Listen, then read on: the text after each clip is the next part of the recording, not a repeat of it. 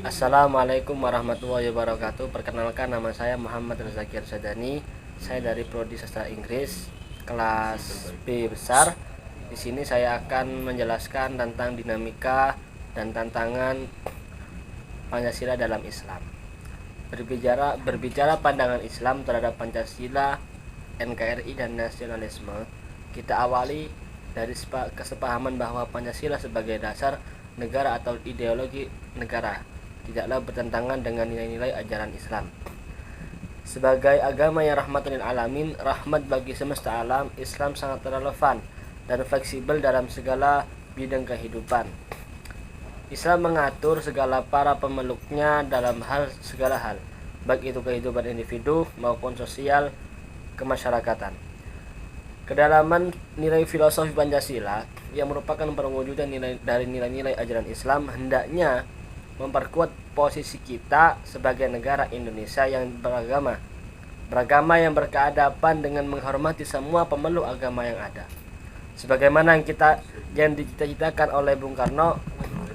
Oleh sebab itu, kita sebagai warga negara Indonesia dan masyarakat yang beragama senantiasa melaksanakan, menjaga, mengaplikasikan nilai-nilai Pancasila dalam kehidupan berbangsa, bernegara, bermasyarakat, serta beragama. Pancasila yang telah menjadi falsafah bangsa dan sumber bagi nilai-nilai yang terkandung di dalam konstitusi, sejatinya merupakan ijtihad dari muslim para tokoh ketika perjuangan kemerdekaan. Bahkan, banyak tokoh dan cendekiawan yang menyatakan Pancasila merupakan hadiah terbesar dari umat Islam dan tokoh Islam bagi republik ini. Kalau ditinjau dari etimologi, kata Pancasila adalah dari bahasa Sanskerta, yaitu panca yang berarti 5 dan sila yang berarti ajaran atau dasar. Sila Pancasila pertama kali diperkenalkan oleh agama Buddha pada zaman Majapahit. Kerajaan Majapahit mengalami masa kejayaan pada kurun waktu 39 tahun saat kepemerintahan kerajaan dipegang oleh Hayam Wuruk pada tahun 1350 sampai dengan 1389. Pada masa pemerintahan Hayam Wuruk, bidang sastra mengalami kemajuan. Karya sastra yang paling terkenal pada zaman Majapahit adalah kitab Negara Kertagama. Kitab ini ditulis oleh Empu Prapanca pada tahun 1365 Masehi. Di samping menunjukkan kemajuan di bidang sastra, Negara Kertagama juga merupakan sumber sejarah Majapahit. Kitab lain yang penting adalah Sutasoma.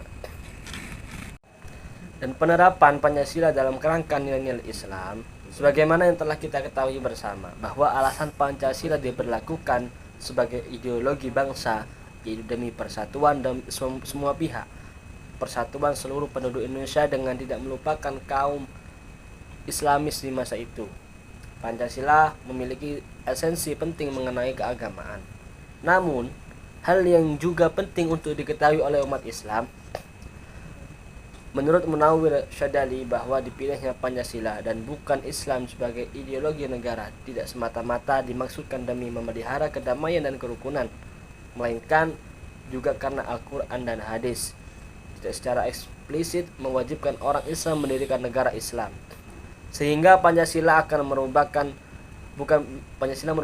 bukan merupakan ide sekuler, melainkan menyatukan antara kehidupan agama dengan kehidupan sosial bermasyarakat. Bahkan di setiap sila dalam Pancasila memiliki arti sendiri yang sejalan dengan nilai-nilai Islam.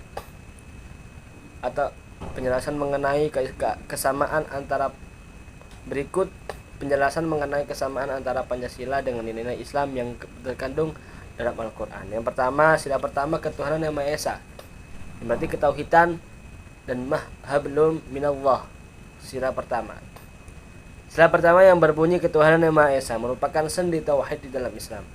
Sudah menjadi fitrah manusia secara naluriah memiliki potensi bertuhan dalam bentuk pikir dan zikir dalam rangka mengembangkan misi sebagai khalifah fil ardi, serta keyakinan yang terkadang tidak sanggup untuk dikatakan, yaitu kekuatan yang maha segala, sebuah kekuatan yang di atas kebendaan fana. Hakikat tauhid di dalam Al-Quran sangat jelas termaktub dalam surat Al-Ikhlas ayat 1-4 yang berbunyi Bismillahirrahmanirrahim. Qul huwallahu ahad, Allahus samad, lam yalid wa lam yulad wa lam yakul lahu kufuwan ahad. Pada surat ini meliputi dasar yang paling penting dari risalah Nabi Muhammad SAW, yaitu mentauhidkan Allah dan mensucikannya. Keesaan Allah meliputi 3 hal. Dia Maha Esa pada zatnya, Maha Esa pada sifatnya, dan Maha Esa pada afalnya, dan Maha Esa pada sifatnya. Berarti tidak ada satu sifat makhluk pun yang menyamainya, dan Maha Esa pada afalnya. Berarti hanya dialah yang membuat semua perbuatan sesuai dengan firman-Nya. Sangat jelas sekali bahwa dalam Islam umat manusia harus mengakui adanya Tuhan yang diyakini dan disembah. Begitu pula dengan Pancasila yang menyatakan adanya ketuhanan yang juga satu. Meskipun berbeda agama, Allah tidak akan pernah memaksa hambanya untuk menyembah kepadanya. Sedangkan sila yang kedua yang berbunyi kemanusiaan yang adil dan beradab, itu mencerminkan hubungan antara manusia dengan sesamanya, atau hablum minan nas. Apabila dalam hablum minallah kedudukan manusia sebagai hamba, maka dalam hablum minan nas hubungan manusia dengan sesama manusia dan berada dalam posisi khilafah fil ardi. Dalam isi sila ini berkaitan dengan syariah, yaitu termasuk ke dalam ibadah sosial yang mencakup bidang kemasyarakatan atau yang disebut al-siyasah. Dalam Islam didasarkan pada sikap saling menghormati.